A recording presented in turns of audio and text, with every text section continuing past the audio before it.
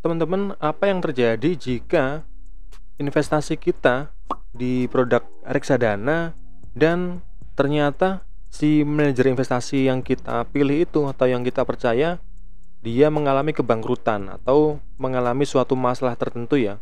Kan kita nggak tahu di kemudian hari si MI itu apakah akan mengalami kebangkrutan atau mengalami kesulitan di masa depan. Nah, apakah dana kita akan tetap aman? Apakah dana kita dalam bahaya atau memiliki resiko? Mari kita bahas.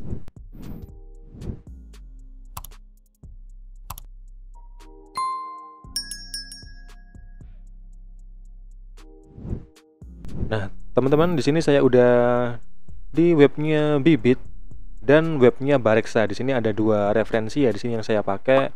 Nah, di sini di webnya Bibit disebutkan ya, di sini ada penjelasan mengenai bagaimana nasib kita sebagai seorang investor nih. Kita udah naruh investasi kita dan tentunya uang yang sudah kita kumpulkan ya, dengan mungkin susah payah kita udah nabung, kita udah nyicil investasi kita dari bertahun-tahun. Dan apa yang terjadi jika si MI itu tutup atau dia bangkrut ya, atau ada masalah tertentu. Nah, kita mulai dulu dengan pengertian si ini ya, atau tugas si manajer investasi. Nah, kalau berdasarkan menurut Undang-Undang Pasar Modal nomor 8 tahun 95, nah si manajer investasi ini adalah pihak yang kegiatan usahanya itu mengelola portofolio efek untuk para nasabah atau mengelola portofolio investasi kolektif atau untuk kelompok ya, kelompok nasabah. Nah, kecuali perusahaan asuransi dan dana pensiun dan lain-lain ini ya. Kita fokus ke yang ini ya, ke kolektif untuk sekelompok nasabah. Nah, salah satu tujuannya adalah dia itu mengelola aset. Nah, mengelola aset di sini artinya aset ini adalah uang-uang yang akan dikelola. Nah, dikelola sama si manajer investasi. Nah, misalkan si manajer investasi ini membuat sebuah produk reksadana yang dinamainya dengan mungkin reksadana saham A gitu ya. Nah, di dalamnya itu ada jenis saham, ada juga yang produknya itu pasar uang, ada juga yang produknya itu berisikan indeks atau ada yang berisikan obligasi. Nah, tugas yang kedua dia adalah memilih dan memutuskan instrumen investasi. Nah, jadi dia memilih instrumen apa yang cocok sesuai dengan ini ya, jenis reksadana yang dia buat atau dia terbitkan. Nah, dia akan memilih saham apa yang cocok, obligasi mana yang memiliki resiko paling rendah dengan atau deposito. Nah, sesuai dengan dana yang sudah dikumpulkan tadi dari beberapa nasabah, dikelola menurut undang-undang yang berlaku. Nah, dia ini si MI ini harus menganalisis berdasarkan data yang sudah matang. Nah, yang ada juga tugas dari si MI ini adalah membuat keputusan jual lepas instrumen investasi.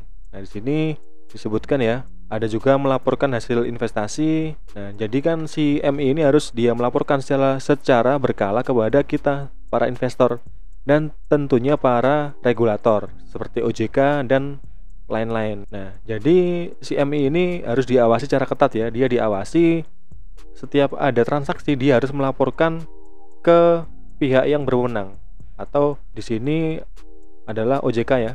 Nah, kita kembali ke topik kita, bagaimana jika si MI ini bangkrut ya. Karena dalam reksadana ini kita tahu ya dari awal ada beberapa pihak yang terlibat. Yang pertama tentunya kita investor ya, kita menaruh dana kita di salah satu produk dari manajer investasi. Nah, dan manajer investasi ini akan memilihkan produk-produk investasi atau aset mana yang cocok sesuai dengan profil resiko yang telah dibentuk oleh si manajer investasi. Nah, setelah itu uang ini akan disimpan di bank kustodian. Jadi si MI ini atau manajer investasi ini tidak memegang sama sekali uang kita. Setiap ada transaksi, si MI ini harus melaporkan kepada pihak yang berkait, dan uang-uang ini nggak disimpan oleh MI, tetapi disimpan di bank kustodian. Jadi dia tidak memiliki akses secara langsung kepada uang kita, dan uang kita ini adalah disimpan di bank kustodian atau pihak ketiga yang diawasi secara ketat.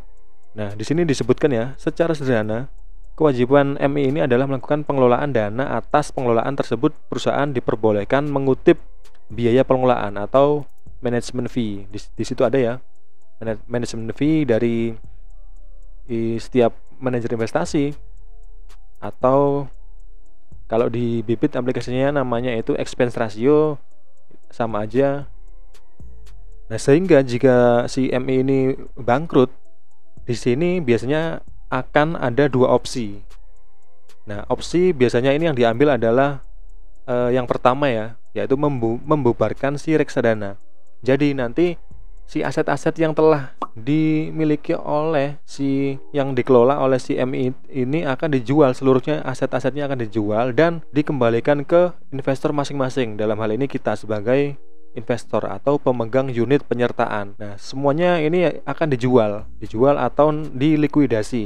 Jadi uang-uang ini akan dikembalikan. Nah, opsi yang kedua adalah bisa dengan mengalihkan atau kita switch ke produk investasi yang dimiliki oleh manajer investasi yang lain. Misalkan si MIA ini bangkrut nih, dia punya produk reksadana saham. Nah, ini misalkan bangkrut. Nah, ini bisa diserahkan ke manajer investasi yang lain. Nah, itu opsi kedua. Nah, di sini apabila yang diambil adalah opsi pertama, yaitu menjual atau mengembalikan aset, langkah selanjutnya adalah pihak yang ditunjuk membubarkan reksadana ini adalah OJK atau Otoritas Jasa Keuangan. Nanti wajib menginstruksikan bank kustodian paling lambat 2 hari bursa. Dalam ini wajib menginstruksikan bank kustodian paling lambat 2 hari kerja bursa ya. Berarti misalkan hari kerja bursa kan hari Senin sampai Jumat ya. Nah, dalam rentang hari itu 2 hari bursa telah terjadi kesepakatan pembubaran membayarkan dana likuidasi kepada investor. Jadi 2 hari kerja dana kita akan balik. Jadi di sini semoga penjelasannya lebih detail ya. Teman-teman bisa baca di sini atau teman-teman juga bisa baca di webnya Bareksa. Ada banyak sekali artikel yang mengulas tentang apa yang terjadi jika si MI ini bangkrut ya. Nah, di sini dasarnya ini sudah jelas ya.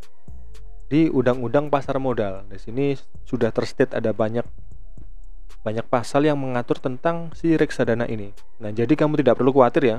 Misalkan amit-amit nih di kemudian hari manajer investasi yang udah kita percaya nih ternyata terjadi bangkrut atau dia terjadi masalah yang tidak bisa kita prediksi. Nah, dan semoga informasi ini bisa membuat teman-teman lebih tahu atau bisa mengantisipasi apa yang terjadi di luar kendali kita, karena kita tentunya udah ngitung seberapa besar resiko dari masing-masing aset investasi kita atau aset kelas yang kita pilih.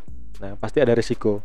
Nah, salah satu resiko dari reksadana ini adalah pembubaran atau likuidasi. Nah, dan semoga informasi ini bisa bermanfaat. Silahkan jangan sungkan ya buat isi kolom komentar di bawah, dan silakan ada masalah apa atau pertanyaan apa yang mau dibahas di sini, nanti akan saya buatin video. Dan bisa subscribe ya biar nggak ketinggalan tentang informasi seputar dunia investasi dan keuangan. Dan terima kasih teman-teman dan sampai jumpa.